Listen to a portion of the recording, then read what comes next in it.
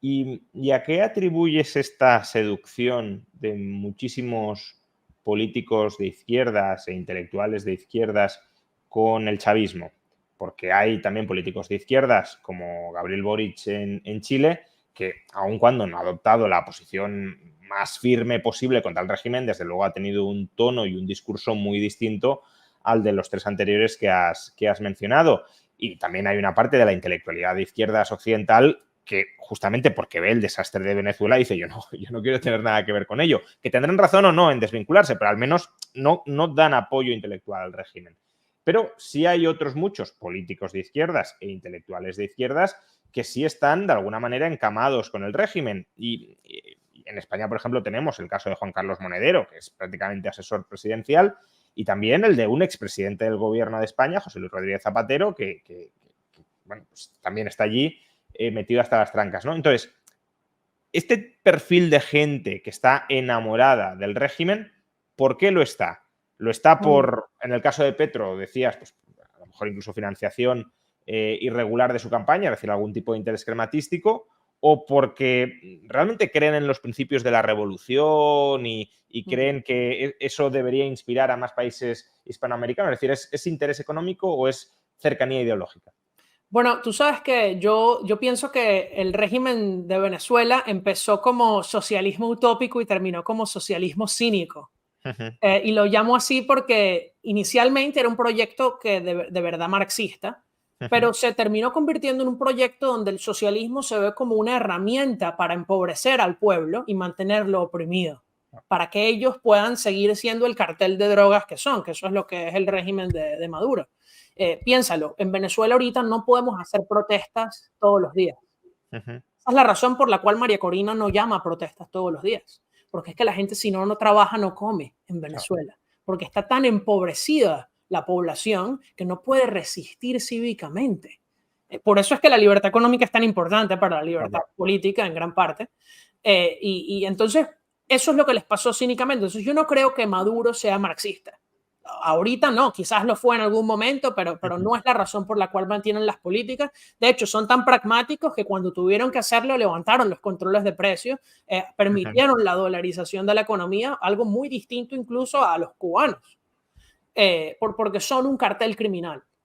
El caso de Monedero, a mí no me duda que Monedero esté de alguna forma involucrado y se beneficie. O sea, estamos hablando de alguien que estaba bailando con Maduro hace una semana en Venezuela y lo vi yo. Es grotesco. Zapatero, no te puedo decir por qué, pero ciertamente es alguien que no es querido por los venezolanos justamente por su rol en apoyar al régimen, que es muy distinto del de otros socialistas del PSOE como Felipe González, que ha sido uno de los mayores aliados de la causa democrática en Venezuela y se lo reconozco desde el corazón. Y creo que ahí es donde, en el caso de Venezuela, es donde tú ves quiénes son honestos y quiénes no. Una persona de izquierda que diga, bueno, yo quiero un Estado más grande, yo quiero que los impuestos deben ser mayores y debe haber un estado de bienestar muy significativo, podemos estar en desacuerdo en esos temas, pero luego dicen, pero mira, lo que pasa en Venezuela, yo no estoy de acuerdo con eso es terrible, yo no quiero ni siquiera esas mismas políticas para mi país. Bueno, eso es un desacuerdo real, eres una persona seria, pero las personas que justifican eso, ahí ya yo empiezo a sospechar que hay intenciones oscuras, no tengo de otra. Sí, o una ceguera ideológica muy profunda o desde luego algún interés económico subyacente. Porque justamente, ahora que hablabas del Estado más grande, ¿no? Que querían o quiere la gente de izquierdas, claro, se suele tomar a Venezuela como un ejemplo de Estado social, pero el otro día, analizando los datos, dices, claro, es que desde el año 2013 Venezuela ha recortado el gasto público en un 90%, porque entre la caída del PIB y el recorte presupuestario tienes una caída en términos reales del gasto público del 90%. Entonces, claro, se está hablando, se critica mucho a Milei, por ejemplo, por los recortes salvajes que han sido del 33%, y en cambio, Maduro, que por lo que sea, ni siquiera hay que entrar en ello, pero por lo que sea, ha recortado el gasto público en 90%, se nos intenta vender desde esa izquierda que aboga por un Estado mayor, pues como un aliado en esa expansión del Estado, y ni siquiera eso, porque el desmoronamiento económico ha sido tan profundo que no se ha podido mantener el tamaño del Estado chavista, al menos en términos de gasto público, porque otras cosas son las intervenciones, las regulaciones y demás, ¿no? Pero en términos de tamaño, no han podido financiarlo. Y claro, ¿quién de izquierdas puede querer un recorte del 90% del gasto público, además caótico y desordenado? Pues esto me lo dijeron, y de hecho me lo dijeron como un argumento desde la izquierda, que, bueno, Venezuela obviamente no es una economía socialista porque no es que recortaron el gasto público y el Estado es pequeño en Venezuela. Y ahí es donde las cosas hay que entenderlas más allá de solo el gasto público, ¿no? Claro. En Venezuela el gasto público disminuyó porque venía todo el petróleo. ¿Y en qué se gastaba? Se gastaba en ministerios inútiles como el viceministerio del Poder Popular para la Suprema Felicidad Social. Eso es uno real, como me imagino que lo conoces. Y tipos así que lo que hacían era contratar personas para comprar los votos y llevarlo a las marchas del gobierno. Pero ahora sigue habiendo la nacionalización de todas las empresas que no han sido privatizadas. La economía sigue totalmente deprimida porque no hay incentivo para invertir.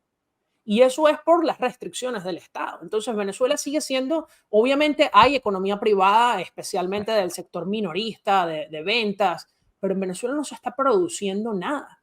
Venezuela yo la veo como una economía parásito que vive de lo del extranjero, ¿no? De las remesas, bueno, ahora el narcotráfico para el Estado, pero se produce muy poco en Venezuela.